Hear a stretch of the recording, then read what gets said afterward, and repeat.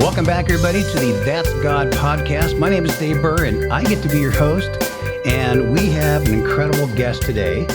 And I just got to read these lists of accomplishments here. This guy has written, I think, 30 cookbooks, 14 million copies sold.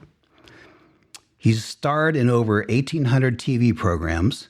And in your heyday, you had 200 million viewers a week worldwide, or per program, over 138 countries. And just to put that in perspective, the Super Bowl, the biggest TV show that we have these days, gets an average of 115 million views. You had 200 million. So say the advertisements. We'll get there. But you have to go to an awful lot of countries and sweep up all of these dear people. You know. All right, also 4,000 radio programs. And believe it or not, in 1968, he won an Olympic gold medal. We'll get to that. So you've been a guest on The Tonight Show with Johnny Carson. I think you even guest hosted for him. I was invited to do so, and Treena, my wife, said, "Don't give up your day job." You were on the Late Night Show with David Letterman. Folks, you know him as the Galloping Gourmet. My guest, Graham Kerr. Thank you. Graham, welcome. That's much too much. Wow, what a list of accomplishments, and that's just the bullet points. And we're going to get into a lot of things in your career. Yeah. Graham has been so gracious with his time that he's agreed to do 4 podcasts with me. And the first one we're going to do today is going to be covering his early years up to about age 30. Okay. And then we're going to take podcast number 2, and we're going to take it from there. And this is going to be your transition to media where you just blew up the world. Mm-hmm. Okay. Okay. And then after the Galloping Gourmet ended, and we'll talk about that, quite a life change happened for you. Yeah. And it wasn't all good, was it? Yeah. Dark time. So we'll get there. Yeah. And so we're going to do your transition to faith and how you became a Christian. Your wife became a Christian before you. Incredible story there. And then podcast number 4 is going to be, what are you doing today? Really? You know, and like, what is God telling you today? What does he want you doing? And so this map in back of you has something to say to that. And we'll talk about that then too. So thank you.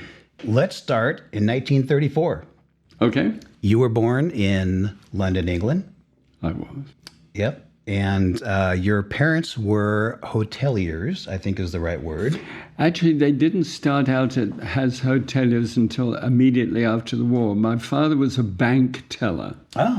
With an amazing gift with pounds, shillings, and pence. You know, the crazy way that Britain operated its finances. He could put his fingers on pounds, shillings, and pence and add up those 3 columns just by running his fingers down it. Against the physical currency. Wow. It was just amazing. He was also honest to an absolute fault and a marvelously engaging host. So which made him an excellent hotelier. Yeah. But in the early days, he was just a banker. Interesting. Yes. Yeah. And he did Gilbert and Sullivan shows in London. He would sing and act in Gilbert and Sullivan. So you had a little show business in your family. A little show business. Yeah. Oh, very cool. So you were an only child. So when your parents were hotelers, did you live in the hotels? Yes. So I had a guest room. Okay. Yeah. So you had no posters.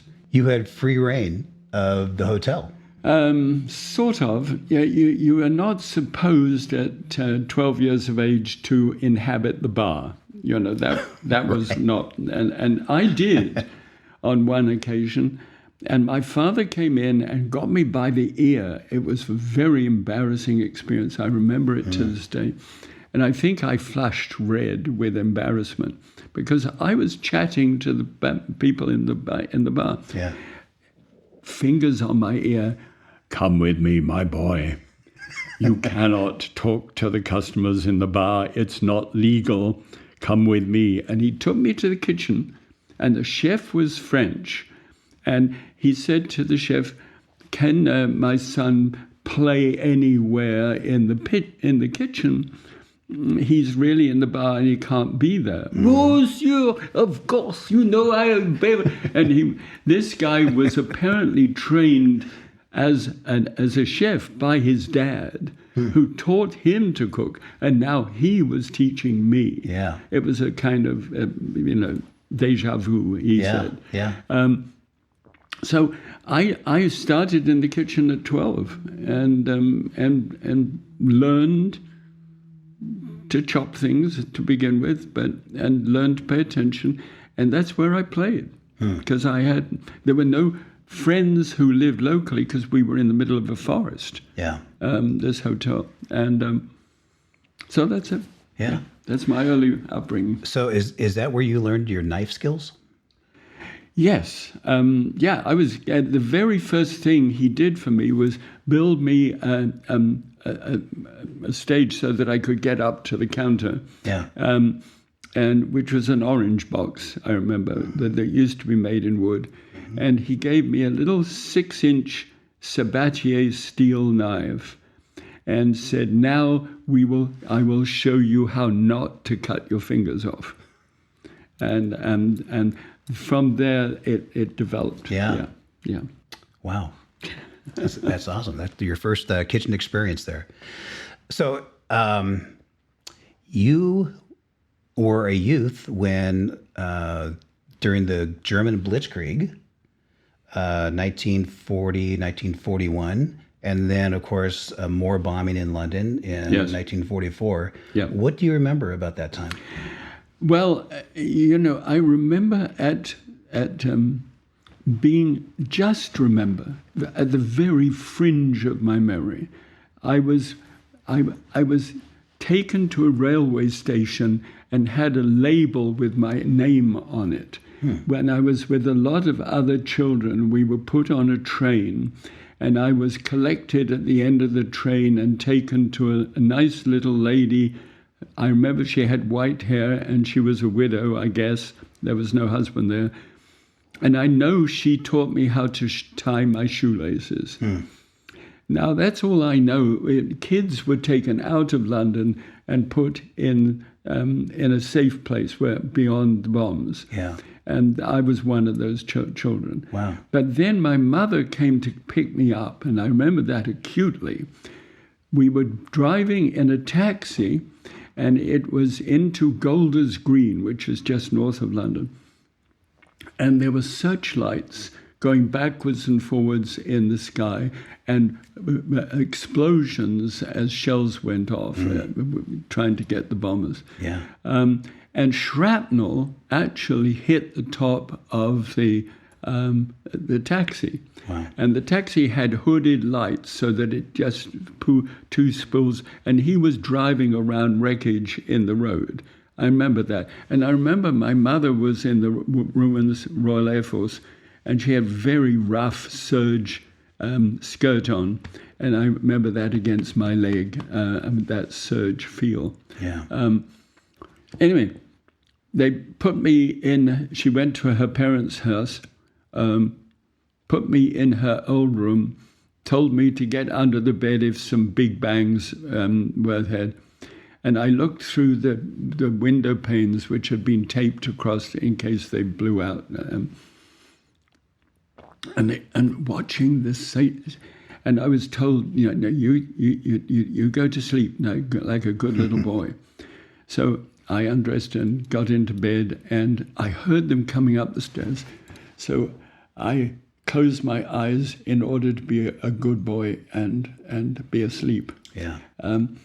And I heard them talking to mother. I don't know whether it was my grandmother to my mother or mother, but they came into the room and said, "Oh, look, what a good little boy. He's folded his clothes so neatly."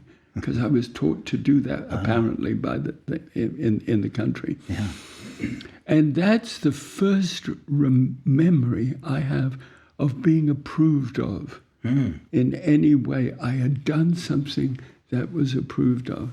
Yeah. It remains stark. That's the very best early memory that I have. Wow. Yeah. That's amazing. Yeah. We all crave that, don't we? I think we do, to an extent that I wish that I had known to what extent I craved it. I think it would have made a lot of difference in my life if I'd really settled down and understand that. Yeah. That it wasn't a hug. They didn't come and hug me in bed. Yeah. I just heard. And I even wonder, things like, "This is my son in whom I am well pleased." Yeah. Oh, and what that must feel like. Yeah. Well, speaking of hugs, you met your wife, Treena, at age 11. I did indeed. Where did that take place?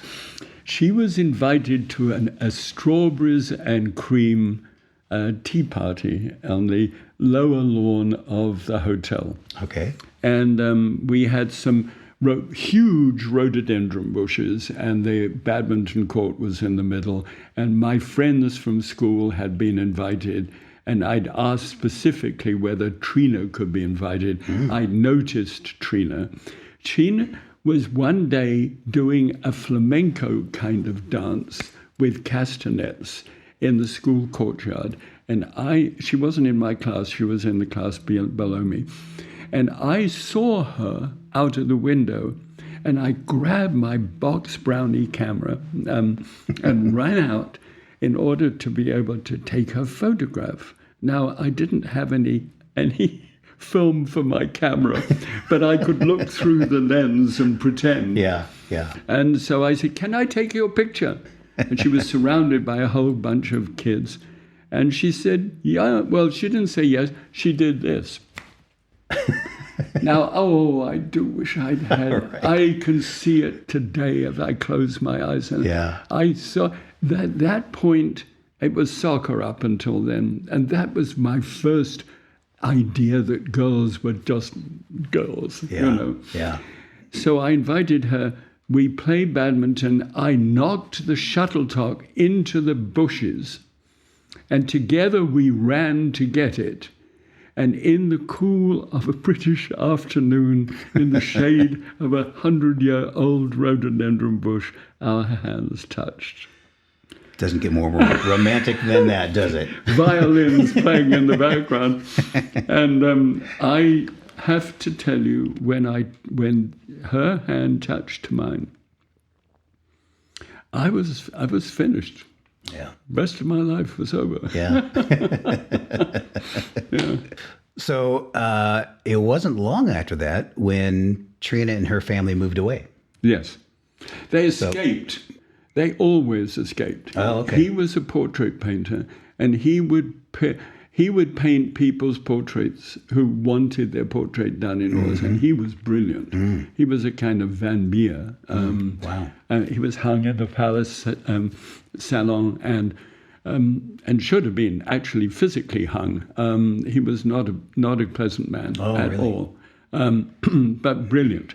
So what he would do when he ran out of potential people to paint, they would simply escape, leaving a bunch of bills behind them. Wow. So suddenly, Treena disappeared. Yeah. And all trace of them disappeared with it. So Yeah. I remember riding a bicycle that I'd been given for Christmas. It was a rally bicycle, and it had white wall tires, but we won't go into that. And I'm going down this Route 22 from Wych Cross into Forest Row in Sussex, in England. And I'm cycling down, I'm freewheeling, and there's glancing sun is coming through the big oak trees either side of that road. And it was just idyllic. And I was singing at the top of my voice, "Treena, Treena, Treena, I will love you always." From the thing "Always," which is a Gershwin something. I forget. A musical? Irving Berlin. That's one of the joyful moments of my life, riding my new bike down that hill and singing about Treena. And so I keep on going back to that as one of those pinnacles of joy that I have. Yeah. So that, and I had to have been 14 and a half or 15 at that stage. And she left when I was 12. So that would have been a 3-year gap. And and you were still singing about her. Yeah. Yeah. Yes. Yeah. Oh, I got to tell you a quick one. Yeah. We went to the cinema together. And she went to a later cinema with my best friend. And I was devastated. So I tell my dad this. She's gone. No. And my dad said, does she have a best friend? Yes, her name is Joyce. Ask Joyce to go to the cinema with you, which I did. And I got this book back from Treena with a pressed flower in it and a note, if you give the flower back to me, I'll know it's all over between us and I will never go to the movie with another man, with another boy for the rest of my life. So of course I threw the pansy away. Yeah. I took them both to the movies because my dad said, what are you going to do about Joyce? Because you asked her. Oh, I know, but Treena's, no, my boy. You asked her, you've got to take her. Yeah. So I took them both and I used all my pocket money to buy them both an ice cream. I couldn't afford one myself. So when they'd done with the ice cream, I held both their hands. Oh, that's awesome. Yeah. That is a good story. Yeah. So around that age, 14, you ended up dropping out of school, and mostly because you kind of already made up your mind with your career, what you wanted to do. You wanted to go into the hotel business like your parents. And so you decided to go to a trade school at that time. Yes. Is that right? Yes. It was a school, a hotelier school. And it was a school for hotel management, not for culinary. Okay. But you had to do culinary as part of it. Mm-hmm. And because that really wasn't your passion at that time. No, I wanted to wear a cut morning coat, striped pants, a pearl grey tie with a pearl, which to keep it in place, and a red carnation in my buttonhole, and I wanted to greet people saying "Your Grace" and "Your Majesty," and have them call me Graham. Yeah, I mean, that's really it. I wanted to be the managing director of the Dorchester in London. Yeah, that was your dream. That was my dream. No, it wasn't a dream. I was going to do that. Mm-hmm. It wasn't a dream, that I was going to be that person. Well, based on your career and based on your, I don't even know how to describe your doggedness to go after what you wanted to go after. If you wanted to pursue that, I have no doubt in my mind that you would have been there. Well, I'm not sure. And just even to this day, the whole thing of the outward appearance is a bit devastating to have to admit to. But that was me. I mean, some kids want to be a fireman at that stage or drive a train. But that's what I wanted to do. Yeah. Yeah.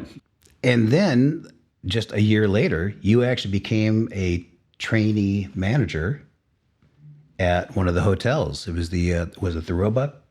Yes. Hotel? Yeah, the Roebuck had one of in fact, the wealthiest man in the world at that stage, just living down the road. So he would drop in to have dinner. So at the Roebuck was well known as about as well as you could eat at that time, immediately after the war. Mm-hmm.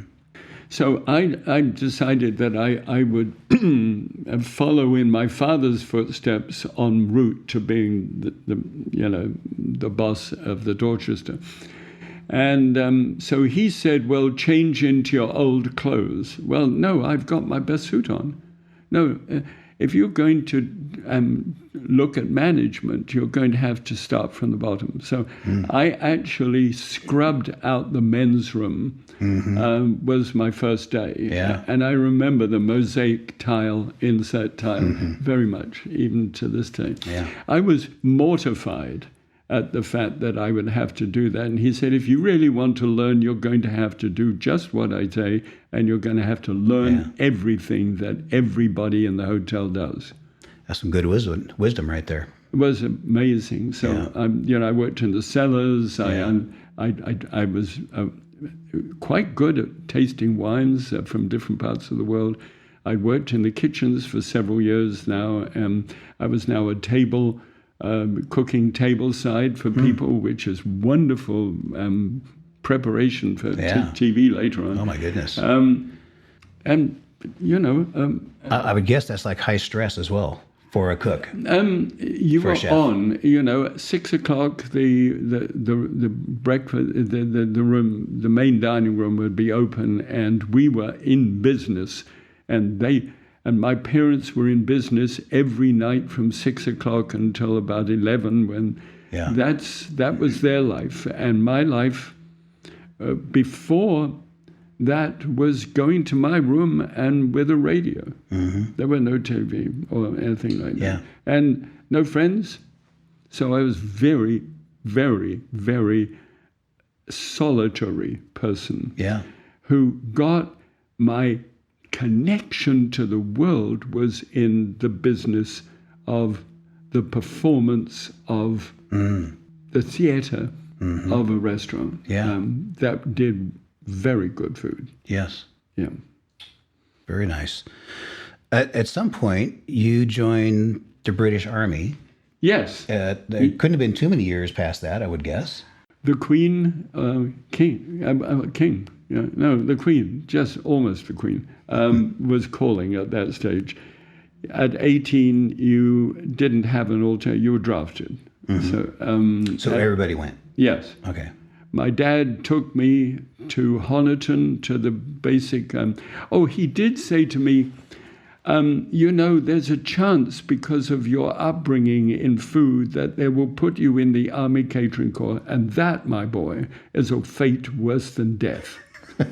So I want you to... Anything but that. Yeah. I want you to work for 6 months in a garage. We are friends of mine. And then you can get to do in Royal Electrical and Mechanical Engineers and escape catering. Yeah. And so I did that because he told me to. And he took me to this training course at Remy. And he marched up to... I was supposed to get in at 9 o'clock. It was exactly 9 o'clock when he presented me. And he said, well, my boy, good luck. And put his hand out, and we shook hands. And he turned around, stamp, and marched off down the road. And the sergeant major, who was at the guardhouse at that time, said, Army, your dad? I said, yes, sir. Yeah, of course. Yeah, I can see that. Well, you are number one. That means you're the top of the list. Today... After it, you will be alphabetically understood. But right now, you are input number one. So off you go, get your kit and get your jab and find your berth. Yeah. So I had the choice of everything in this. And I chose... And by the time that the late arrivals had come, I'd already blancoed my gaiters and started to polish my boots. And I got a sharp vaccination for tuberculosis or whatever it was. Yeah. And so you actually ended up in the catering. I did, and that's much too long a story for you. But I was put up for an officer because of my accent and the fact that I'd been to an English public school. Yeah. And that sort of ticks off two things, where they send you there to see whether you've got what it takes. And I went in before this general officer, and I was told to be confident. And he said. He said, how tall are you? 6'3", sir. Oh, well, you're tall enough to be in the Brigade of Guards. Why aren't you in the Brigade of Guards? Why aren't you looking at that? And I said, well, I don't have a private income, and I couldn't afford. Oh, yes, I understand. Okay, well, it seems as if you've done some work in a first-class hotel. And I said, yes. And he said, and you actually have put down here that you would like to be a catering officer? Why? What are you thinking? Why are you thinking this? And I said, sir, may I express? Yes, go ahead. Well, the food is so atrocious in the British Army that I think somebody needs to do something about it. And I think I'm that man. 18.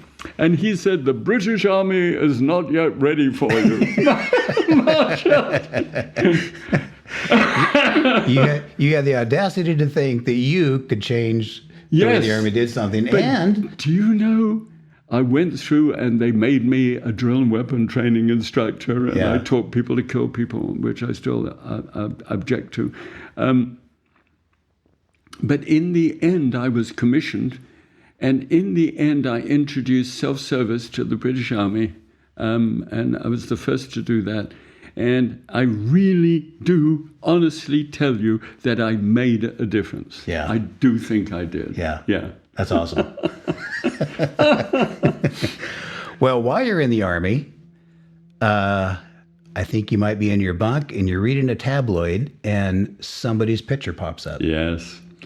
I used to say to people I was in bed with rubella, which sounds a bit much to sit there. Rubella is, of course, German measles. And I saw in the Mirror, the Daily Mirror, this sentence with this love of my early life. My first girlfriend has won Miss Jersey Battle of the Flowers. Yeah. The very first one. A beauty pageant. Yeah. She's a beauty queen. And she had a J. Arthur Rank film contract attached to this, and she was on the stage and in the Denville Players, and I mean, this was, excuse me? And you know, I wrote to the Daily Mirror and to the editor and said this was my first girlfriend, and is it possible that you could put me in touch with her? Can you imagine doing that today? No. That letter would fall to the floor. Right. Right. And they did. They put me in touch with her. Wow. So we able to communicate. You know, she'd found out I was in the catering corps and said, are you going to defend England with a fish slice? So there were things which were a little bit wounding. But when she got back to England again, she wrote a letter to tell me this, which was readdressed by the British Post Office 6 different times. It actually got to me. Wow. So you have to think there's something going on there. Yeah.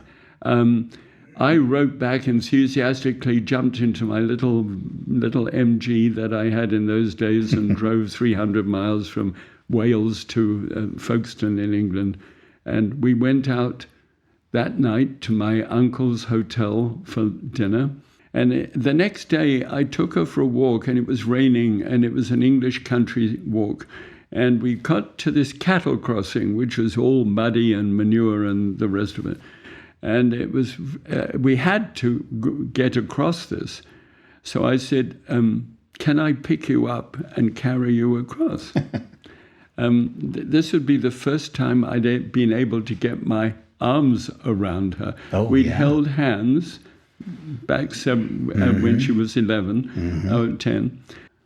And just to get my arms around her was something that I was just longing to do. So she said, well, yes, okay. And she was very slight and small, so I whipped her up in my mouth, strode manfully across this area, and went right up to my knee in a mixture of mud and manure. Oh, no. So I'm like this, and her head is very close to mine, and she said, what are you going to do now? And I said, would you marry me? And she said, yes, of course. Wow. So that was going down on my knees, Yes. going up to my knees. And so we clinched it on that day, on the second day of, seeing her again. She was spectacularly beautiful. Yeah. And just everything that I had ever imagined she would be. Yeah. I was engaged to another young woman at that stage, and so I had to break that off. So When true love calls. yeah. Yeah. Yeah.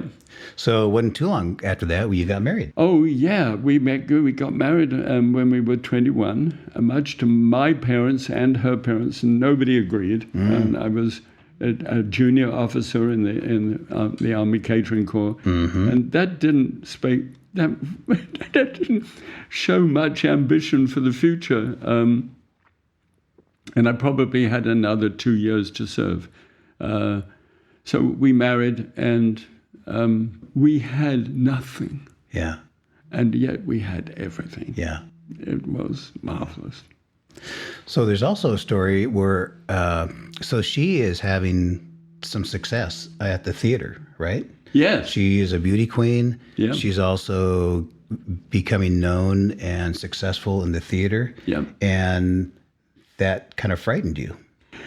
It did. I remember the day when I was fooling around with my shoe with the edge of a lawn, where it gets to be and I was pushing it, and I remember that acutely because I was so awkward. But I was saying to her, I don't think that I have the ability to be able to be your husband with you being a star. And so therefore this was before we married, just before. I'm going to have to ask you whether you would be prepared to give up your theater life in order to marry me. And she looked at me and immediately said, of course. And that's the way she put, of course. Yeah. As if, why would you have to ask that? Like no doubt in her mind. Yeah. Which is something I've been learning recently, which is huge. It is when we relinquish something that is powerfully ours, we make room for something that is powerfully somebody else's. And if that can enter one's life, then the whole of life can change. Yeah. Yeah. Yeah, for sure. Wow. Well, let's get back into your career. So a couple years later, you actually became the general manager of the Royal Ascot Hotel. Yeah, boy. So this is like your dream has come true, hadn't it? Yes, at 23. Yeah. And I can't possibly take the time to explain it. It's just that you would hardly believe that story. And there we are. I got it. I must tell you the story of coming at one stage, because I knew so little and I was so young, I made up for what I did with just a lot of hard work.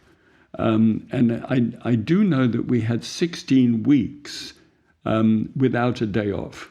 I remember that. And I said, enough of this, we're going out and we're going to see a movie together. Yeah. So we went out, we saw the movie, we got back, and we found out that the chairman of British Overseas Airways was, now the British Airways, had come to dinner, and that I'd given the head waiter the day off, and there was nobody in the main dining room looking after people. Yeah. And the director's wife had taken that over, and there was hell to pay. Yeah. And the director was eating with the chairman, and the director was now drunk. So I went to the table. I told Treena, I'd get some smoked salmon sandwiches and I'll be right over and we can have a little chat with each other and just have the evening off. Yeah. But now I had to send the message, there's hell to pay. Yeah. But I'll be over as much as I can. It was about 9 o'clock. At 11 o'clock, I'm still told to stand in the diner. They're still drinking and breaking glasses and all kinds of things. Wow.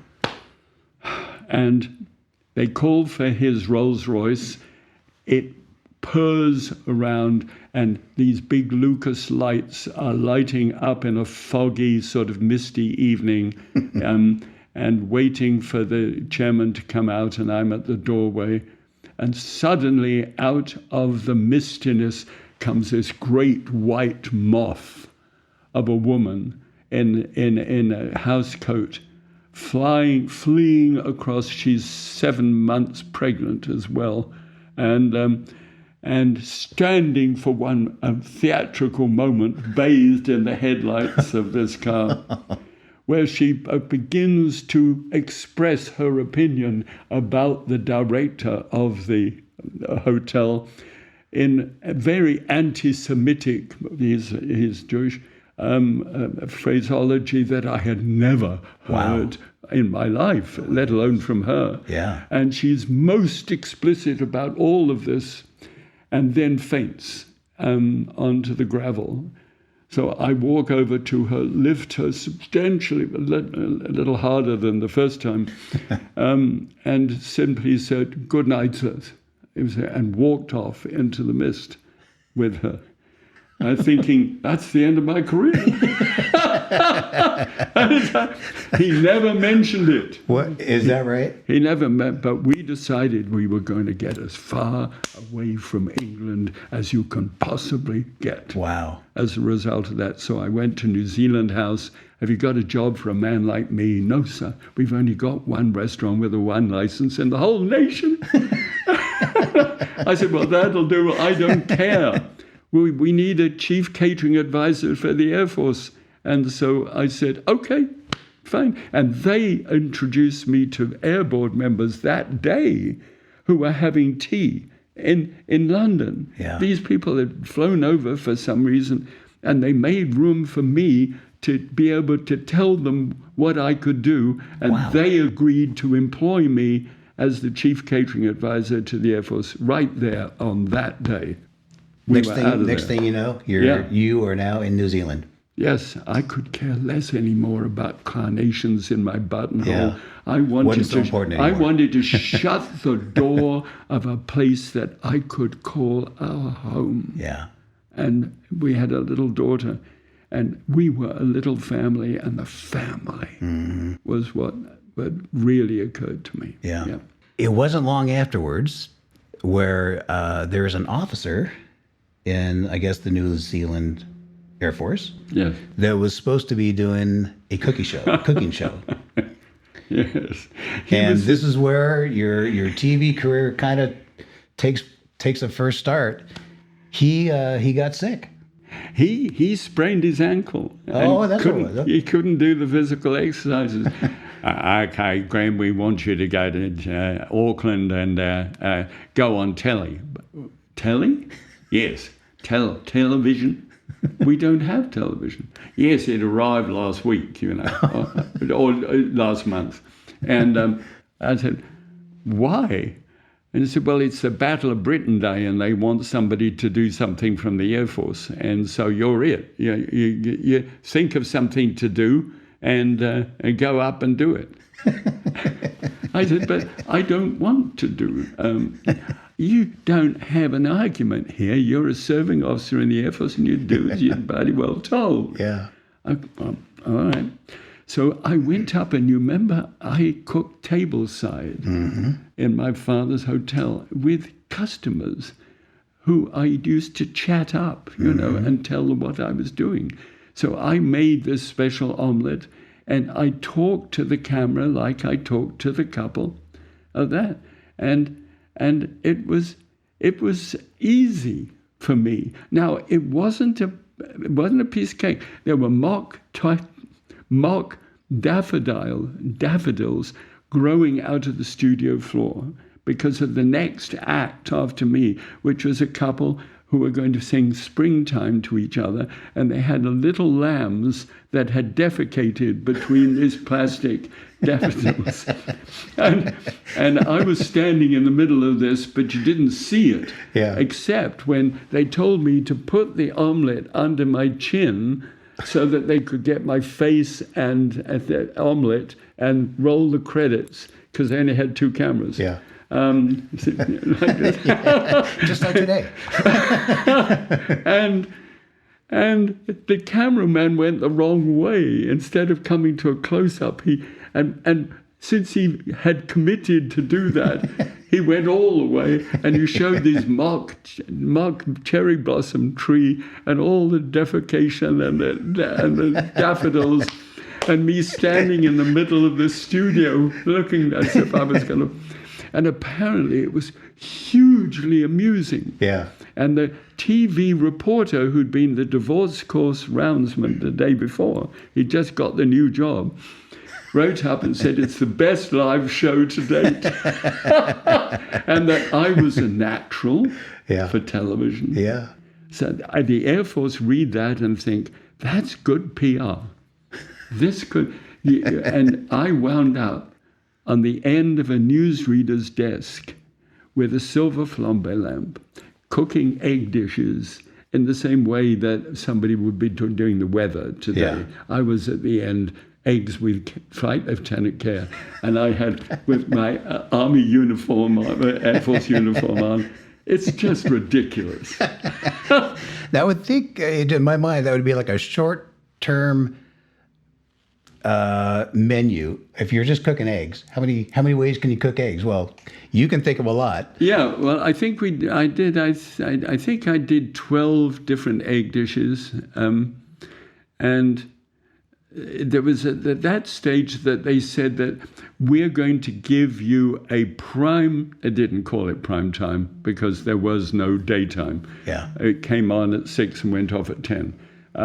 But 8 o'clock between Peyton Place and the Avengers was me. And it was called Entertaining with Kerr. Uh-huh. My name is pronounced Kerr by some people, but it's Kerr in Scotland. Yeah. So play on Entertaining words. with Kerr.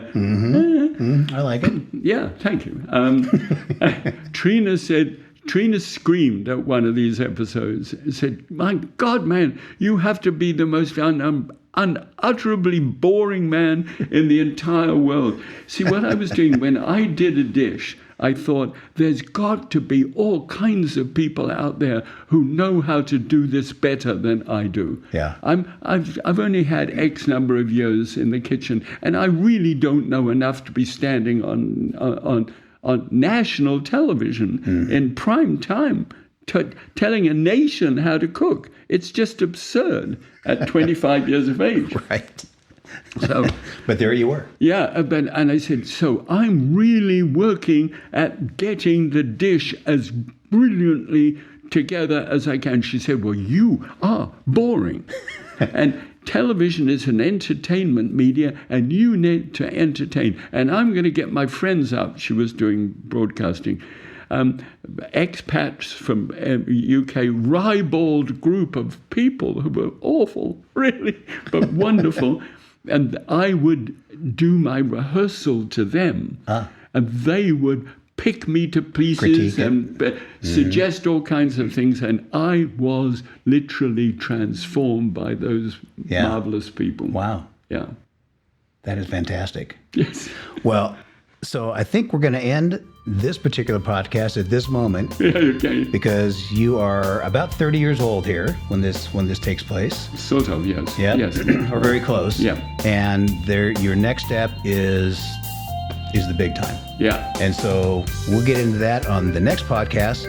But until then, well, do you have a way that you like to close out shows? Yes. What's your go-to? God bless you. God bless you. All right. Thank you, everybody. We'll catch you on the next one. Bye-bye.